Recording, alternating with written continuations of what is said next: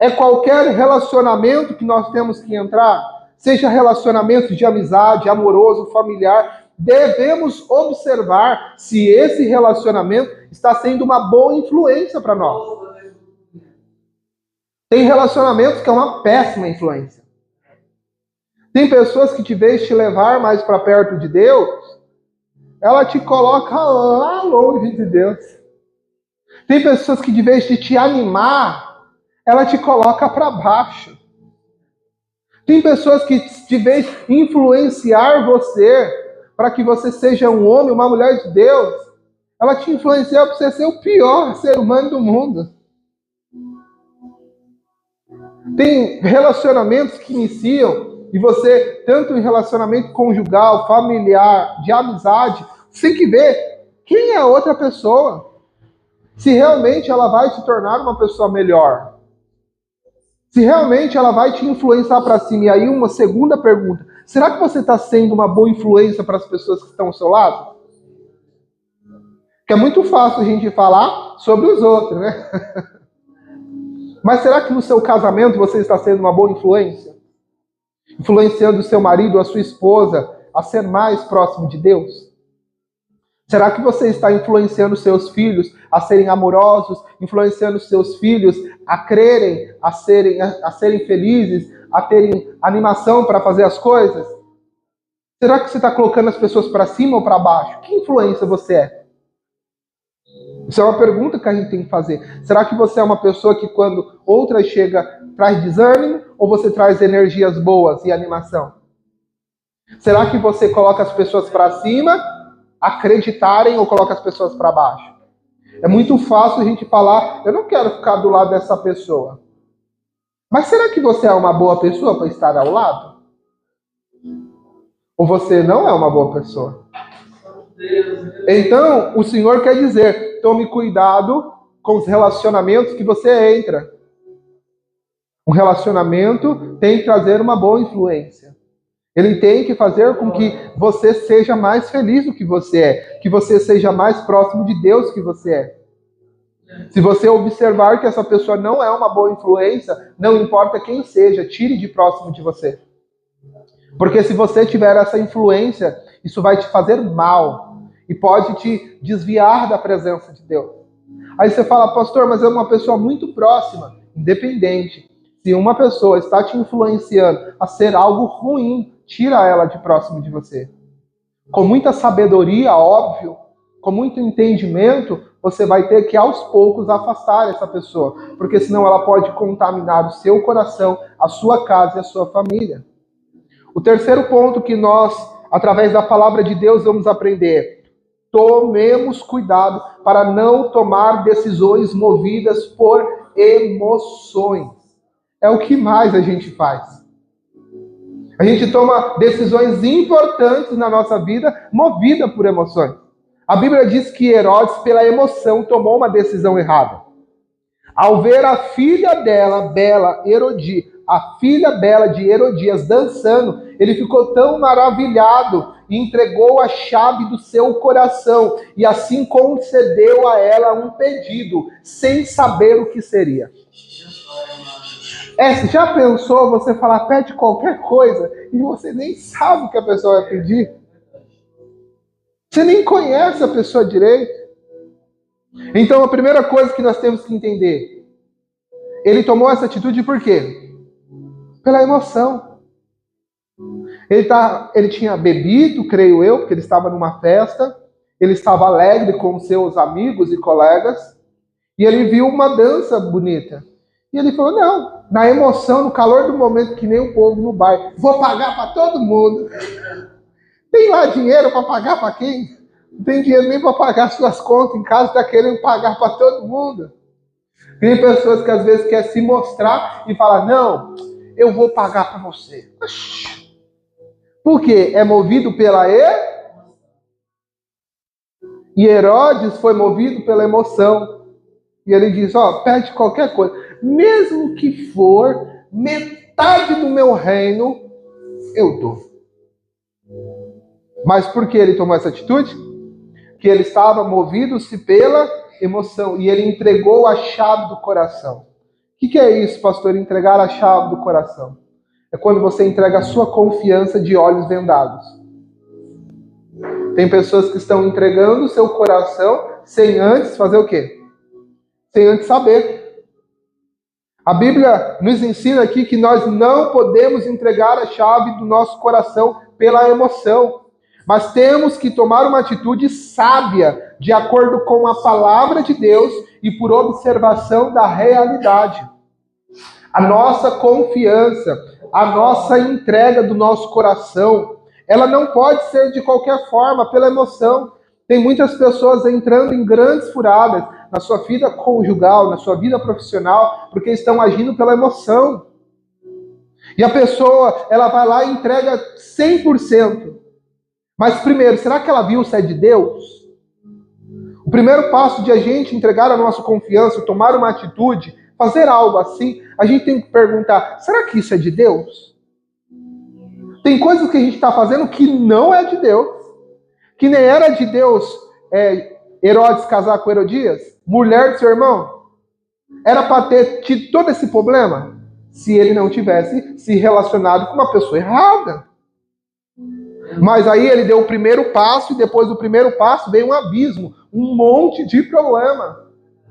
Mas então a primeira coisa para tomarmos uma atitude, sempre que você for tomar uma atitude, eu quero que você faça esses dois questionamentos e essas duas análises.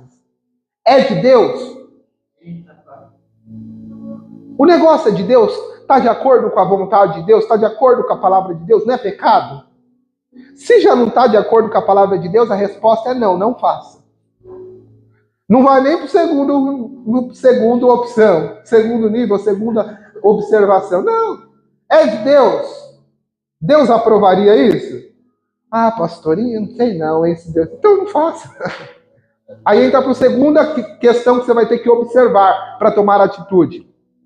Você tem que fazer uma análise realista.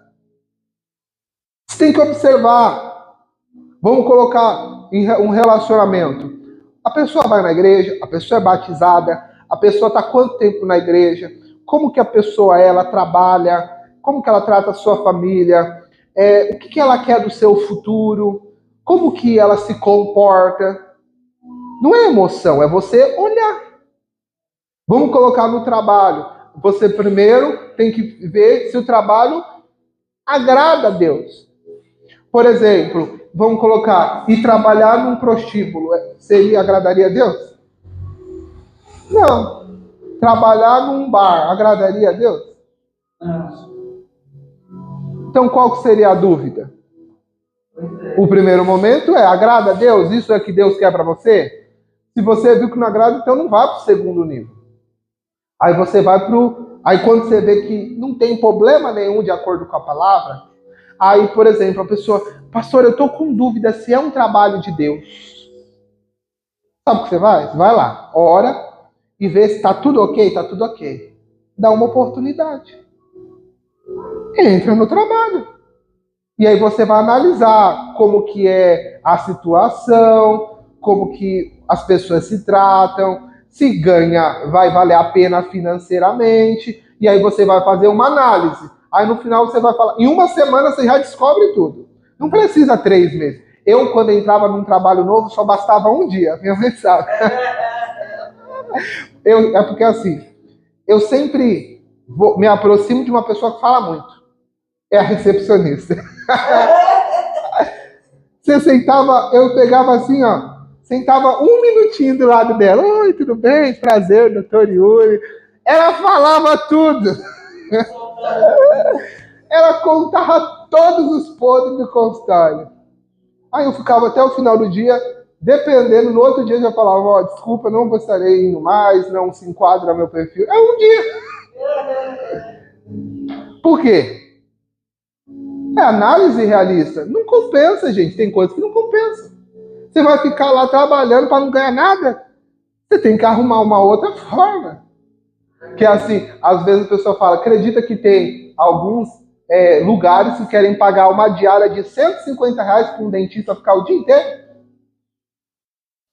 E ganhar uma porcentagem? Você acha, meu amigo? Imagina você ficar das 9 até as 7 ou 6 horas para ganhar 150 e torcer para entrar paciente para ganhar uma porcentagem? Dependendo da necessidade, você fica durante um período até achar uma coisa melhor. Mas se você vê, filho, no outro dia, ó. Então assim, é essa questão. A gente tem que aprender a entender as coisas espirituais, mas saber que algumas coisas não é Deus. Tem coisas que não é Deus que vai escolher pra gente. É a gente que vai escolher se quer ou não quer. Às vezes a gente quer ficar, Deus é pra mim, não é. Ele vai falar, meu filho, é você que vê o que você quer da sua vida. A única coisa que a gente tem que, em primeiro momento, é de Deus ou não é? Ali tem pecado, ali vai te fazer pecar, ali é uma coisa ilegal, ali é uma coisa que... Você olha essa questão, se o ambiente é propício. E aí depois é escolha tua. É você que vai trabalhar todo dia. É você que vai, no final do mês, o salário vai dar ou não vai. E aí é uma coisa particular. Então, sempre o primeiro passo para tomarmos uma decisão. Ver se isso está em conformidade com a palavra de Deus. Se tiver em conformidade, você já pode dar o primeiro passo. Aí, você deu o primeiro passo. Analisa. Conversa com um, que nem eu falo, pesca. Conversa com um, conversa com outro. Às vezes no primeiro dia não deu certo. Eu sempre era no primeiro dia. Eu não passava no primeiro dia. Eu vou lá, olhava material, olhava agenda de pacientes, conversava com a pessoa, conversava com o dono, e você já sabe. E aí, se você quiser, você fica. Se você não quiser... Então, a gente, todas as vezes que você tem que tomar uma decisão, não jogue a responsabilidade para Deus. Infelizmente, eu já fiz, muitas vezes faço, e todos nós fazemos. A gente quer que Deus decida por nós, por quê? A gente quer se eximir de responsabilidades. Porque se der errado, a gente vai falar o quê? Eu falei, pedi permissão para Deus. Não é assim. Tem coisas que vai dar errado mesmo. E às vezes a gente, para entender isso, demora um tempo. Nem tudo vai dar certo. São experiências. Estava ontem conversando com uma pessoa e falando, como que você consegue discernir o que é para ir e o que não é? Algumas coisas Deus vai revelar, mas tem outras coisas que é só experiência. É só experiência. Você errou, aí na próxima vez... Eu não caio. O carro, um dia você foi numa curva e você jogou muito para o lado, o carro derrapou. Na próxima vez que você vê a curva, o que você vai fazer? Eu não vou para o lado. Vou devagarzinho por aqui. E esse feeling, infelizmente, só vem com erro. Alguns momentos. Erros e acertos. Uma pessoa pode até falar, mas às vezes você fala besteira. Mas aí, quando você passa, você vai falar. Na próxima, você fala, eu não vou por ali. E isso só adquire como? Com experiências de erros e acertos. Então, às vezes é triste, mas a gente vai errar. A gente vai bater a cara na parede. A gente vai perder dinheiro. A gente vai acontecer muito problema. Mas isso vai te trazer experiência para que outro momento você não caia, que nem eu estava conversando com o Elvis. Ele passou por várias experiências de pessoas passarem a perna nele. Mas isso hoje trouxe experiência para que ele não caia mais. E se cair aí, já é bobeira. Cai uma vez, 2 vezes, tudo bem. Aí a Ramires puxa a orelha, né, Ramires? Cai uma vez, cai 2 vezes e cai a terceira, aí já tá de brincadeira. Então, esse é o segundo ponto. Outro ponto que o Senhor tome cuidado para não tomar decisões movidas por emoção. Outra coisa que a palavra nos ensina hoje é: aqueles que são escolhidos para fazer a obra não pode ter partidarismo. João Batista, ele confrontou o pecado do rei Herodes. Às vezes, porque a pessoa é muito importante, tem pastores e pessoas que tratam de Com uma outra pessoa seria rígido. Com uma outra pessoa agiria de uma outra forma. Mas por ser tal fulano que dá um dízimo alto, ou porque é isso, porque é aquilo, aí exatamente essa palavra, passa o pano. Mas João Batista fez isso? Ele foi lá e confrontou. E infelizmente, às vezes, quando a gente confronta assim, a gente pode sofrer prejuízos e danos. Que olha o problema, ó, cabeça de João Batista. Porque ele confrontou. Mas o Senhor nos trouxe para fazer a vontade dele, independente do que pode acontecer. Então, se Deus, ele te deu essa autoridade, ele te levou a esse padrão, mas aí eu te falo, é qualquer pessoa que pode confrontar outra? Não.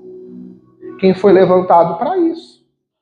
O pastor, Deus entregou a autoridade para confrontar através da palavra com amor e com carinho. Mas uma pessoa que não tem esse chamado, que não tem um ministério escolhido por Deus para desenvolver isso, tem que ficar quietinho na sua, orando pelo irmão. Por quê? Porque quando você faz isso, e você não tem esse know-how, essa bagagem espiritual, você não vai suportar. E também você não foi entregue essa autoridade. Vamos colocar no seu trabalho. Se outro funcionário chegar e querer te corrigir, vai dar bom? Você vai gostar? E se o gerente ou o patrão vai lá e te corrige?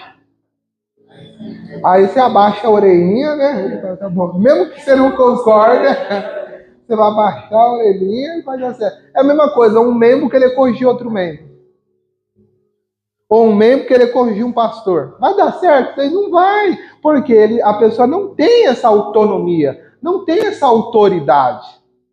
E aí, por isso que a gente tem que entender qual que é a nossa posição.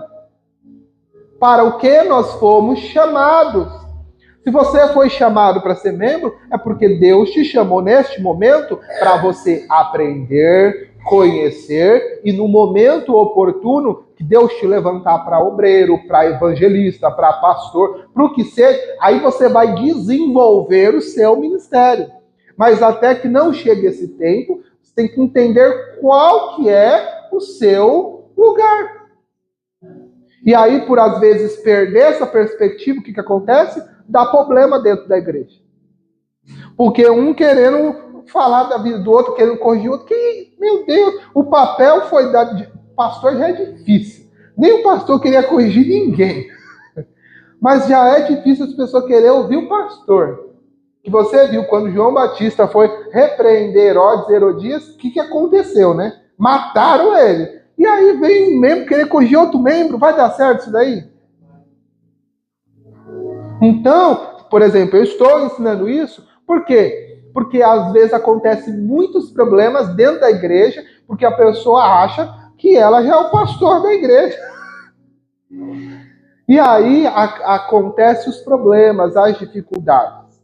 Mas se ainda não chegou o seu tempo, ore, busque a Deus, adore, ajude. Se acontecer alguma coisa, chega no pastor, pastor, aconteceu isso, isso, aquilo. Se aconteceu isso, isso, acabou. Não é para você dar a sua opinião. Não. Aconteceu isso, isso, aquilo. O pastor vai orar e se achar oportuno, vai ter a correção. Tem situações que você não fala. Você dá tempo. Não é qualquer coisa que você vai corrigir. Você já pensou, qualquer coisa que for feita, você ir lá e puxar a orelha? Vai chegar uma hora que vai ser inconveniente. Tem momentos que você está vendo, mas você deixa o Espírito Santo agir. Você só toma atitudes muito enfáticas em coisas que são extremamente grandes. Em coisas que não tem como deixar passar. Mas coisas pequenas, o Espírito Santo trata. Com o tempo, a pessoa ouvindo a palavra, mas tem coisas que fogem. São grandes e podem trazer muitos problemas, tanto para a igreja ou para a vida da pessoa, e você tem que sentar e conversar. Mas não é tudo. Porque às vezes as pessoas acham, porque o fulano fez aquilo, o pastor que eu tenho que falar. Porque o fulano, se for assim, eu vou ter que puxar a orelha de todo mundo, todo dia, toda hora, todo momento. Mas não funciona assim. Vamos passar para o próximo tópico. Nós temos que honrar homens e mulheres de Deus. Herodes reconhecia que João Batista era um homem de Deus e buscava o honrar. Preste atenção que a Bíblia diz que Herodes olhava e via João Batista como um santo. Santo simboliza separado do pecado, então simboliza que é um homem de Deus. Então Herodes acreditava que ele era um homem de Deus. E a Bíblia disse que Herodes reconhecia que ele era um homem justo. Era um homem que andava bem, andava certo, era um homem que fazia o melhor diante. E por isso a Bíblia também declara que por isso ele guardava João Batista mesmo na prisão. Mantinha João Batista seguro. Ele deve ter chegado para os seus soldados e falou: deixa que nada aconteça com João Batista. A Bíblia também disse que ele buscava fazer coisas, dava regalias. Ele fazia coisas diferentes para João Batista, porque ele reconhecia, ele honrava João Batista. E por último, ele ouvia João Batista. Mesmo João Batista na prisão, ele dava ouvidos ao que o João Batista falava. Então, nós temos que ter também isso dentro do nosso coração, que nós temos que honrar aqueles que são de Deus. Nós temos que honrar aqueles que oram pela nossa alma. Nós temos que orar por aqueles que estão cuidando de nós. Nós temos que buscar realmente fazer coisas boas para aqueles que são homens e mulheres de Deus. Não falo só para mim, pastor Yuri. Não é trazer algo para vocês fazerem para mim, não. É um ensino que a gente tem que fazer, honrar quem é de Deus. Às vezes, mesmo que a pessoa é humilde, mesmo que a pessoa às vezes não tenha muita escolaridade, mas se ela é de Deus, vamos honrar. Mas olha as características, era um homem santo. O que é honrar homens de Deus? Você tem que ver se a pessoa tem características de homem de Deus. O que João Batista era? Um homem santo. O que é santo? Separado do pecado. Era um homem de conduta, boa prática, um homem na verdade, um homem que andava certo, um homem de oração, um homem de vida no altar. E ele era um homem justo, era um homem que não era perfeito, mas buscava viver uma vida em retidão diante da lei dos homens. Esses a gente honra. Não é porque fala que é pastor que a gente honra. Não. Porque ter nome. Hoje o povo está num monte sendo consagrado um monte de gente. Ah, tá lá no monte e chega uma pessoa, Deus mandou te ungir. Não funciona assim, gente. A consagração de uma pessoa, ela é mediante a duas coisas. Primeiro, realmente, Deus pega um homem de Deus e direciona. E segundo, são evidencializadas questões. A Bíblia diz, quando for levantado um diácono, um presbítero, antes de você consagrar, primeiro chame ele e observe. É como se fosse um teste. Exatamente, a palavra de Deus diz, colocar a prova antes de consagrar. Então, por exemplo, quando uma pessoa for levantada ao obreiro, a gente levanta ela como candidato ao obreiro. Aí você vai ficar alguns meses, ano, não sei, você vai ficar um tempo como candidato, ainda não é ungido, não é obreiro, você vai passar. E se a igreja vê que você está realmente sendo uma pessoa zelosa, dando bom testemunho, servindo a Deus, aí você unge.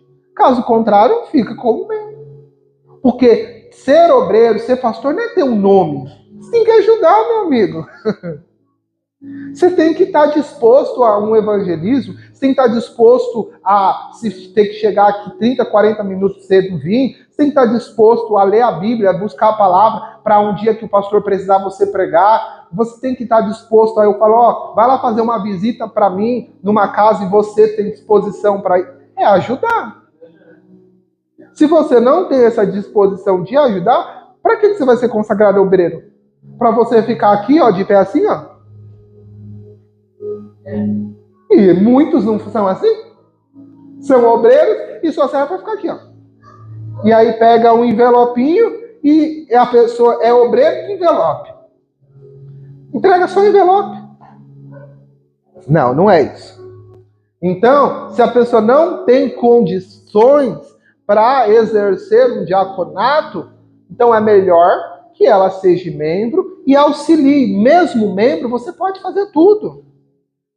O membro pode evangelizar, o membro pode participar de um círculo de oração, pode participar de um grupo de louvor, pode fazer as coisas. Mas quando você é consagrado a obreiro, você tem responsabilidades. Você tem que estar em constante jejum e oração para que uma pessoa precise, você ore, mas você ciente da sua comunhão com Deus.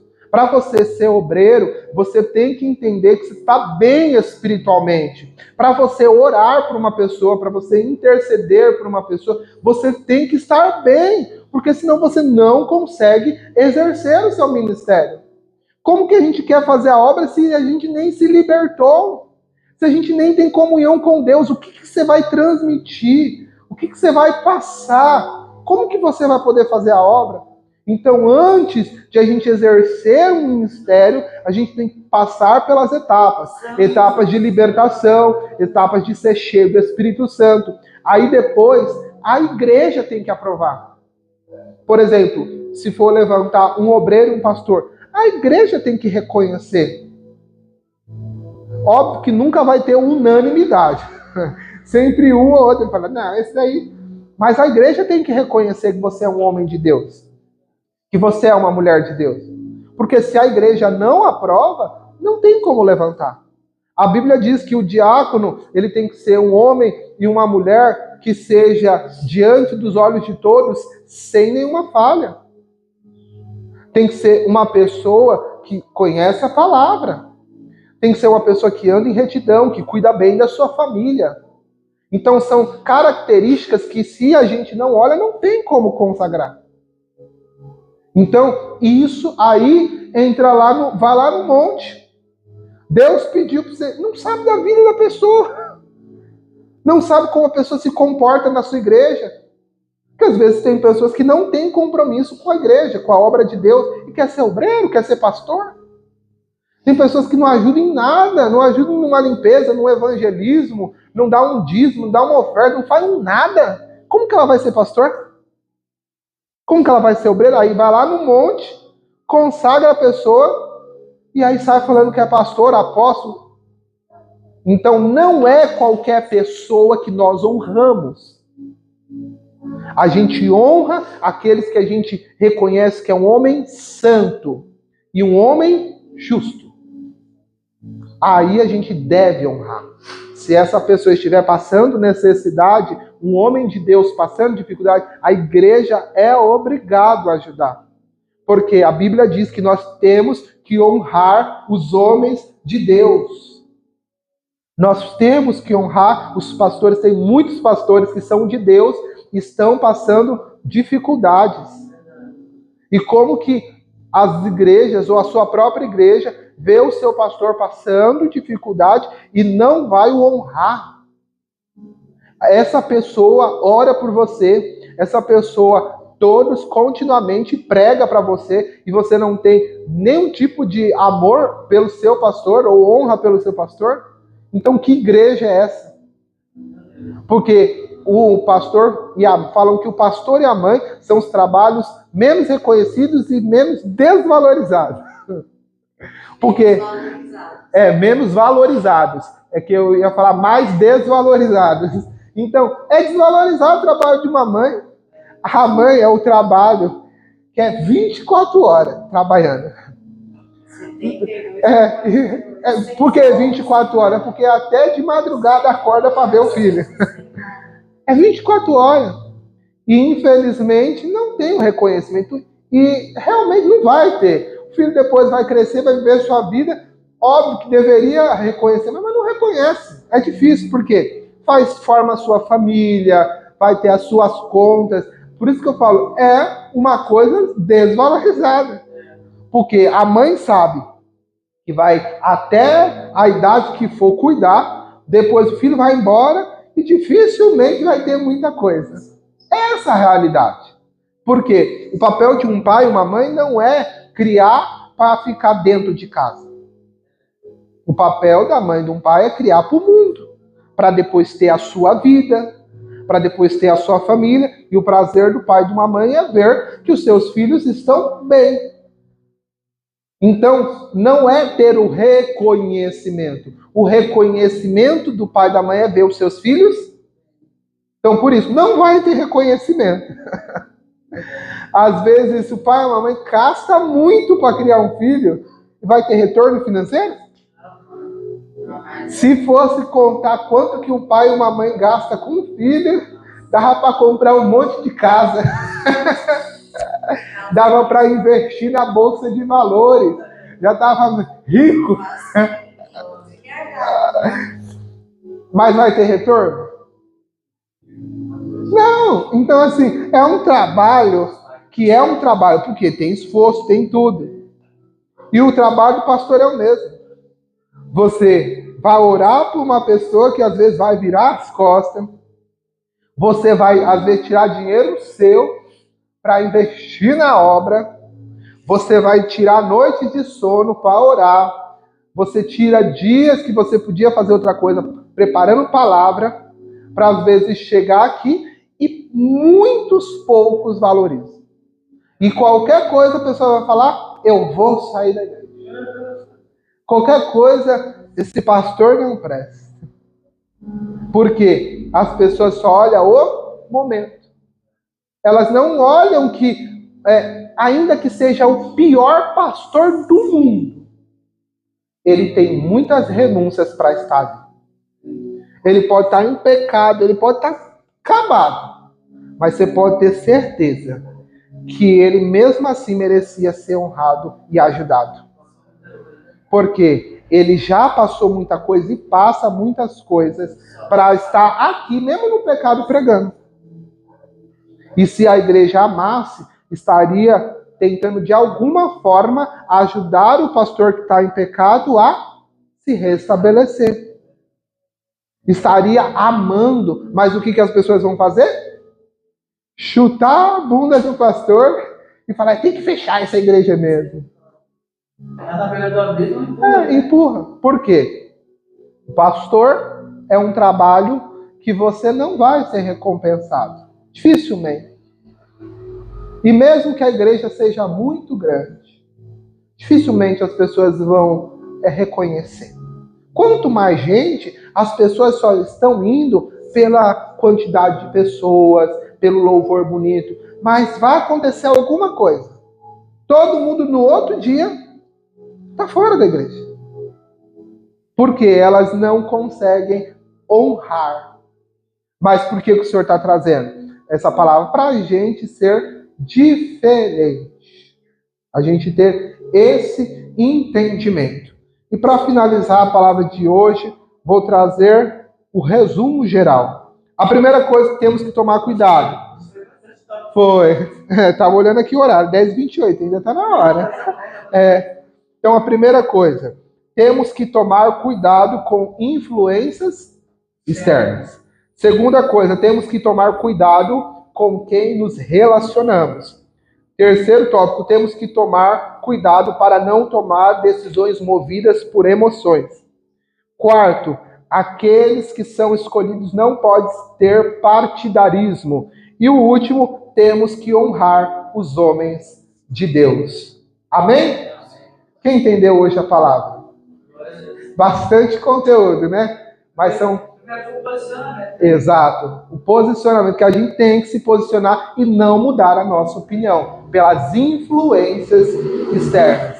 Então, é bom esse tipo de palavra porque é diferente, mas faz com que a gente cresça. Porque, acredito eu, dificilmente você vai conseguir pegar esses 5 tópicos. Mas vai ter alguma coisa que vai tocar no seu coração. E essa questão, esse tópico que tocar no seu coração, é porque o Espírito Santo está falando, você tem que mudar nisso. Por isso você tem que trazer o papel e a caneta para anotar, porque é muito conteúdo. Fala uma coisa e volta atrás. Aí tem que parar, tem que estar certo. Mas a gente faz isso mesmo. Às vezes você tem uma opinião, até toma uma decisão, depois Volta. Isso é com todo mundo, é comigo. Às vezes eu falo com a minha mãe, mas meu Deus, eu estava decidido a fazer isso. E aí depois você começa a olhar os problemas que pode ter, aí as dificuldades, você fala, não, agora não, deixa para ano que vem.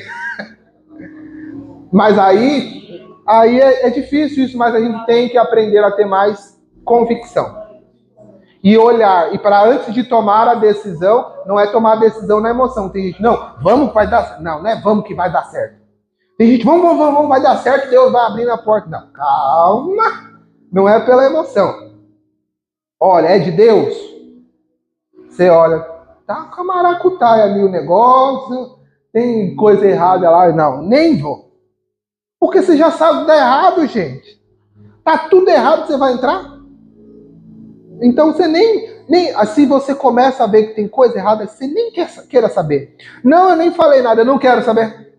Mas eu nem falei, você já está falando que não quer. Não, porque eu já sei que tá errado. Porque se você começar a dar ouvido... Mesmo quando tiver certo também. Não, caso eu já sei que vai dar certo, eu sei. Então assim, a gente tem que tomar esse cuidado. E o segundo, ser realista. A gente tem que olhar, gente. No primeiro momento, tudo parece lindo e maravilhoso. Toda pessoa, quando aparece, vai aparecer feia. Passa até maquiagem, que agora você não conhece mais mulher. Que as mulheres, misericórdia, elas colocam 1 quilo de maquiagem, que é o pó lá, que nem sei, tem um monte de nome. Aí coloca o quê? É uma máscara. Aí é capaz de você chegar em casa, a mulher tirar a máscara. Oxe, quem é você? Esses dias eu vi lá no Tira Cílios, não tem cílios. Aí postiça, aí a boca fica pequena, o nariz tava fininho, tirou a maquiagem, fica grande. Você fala,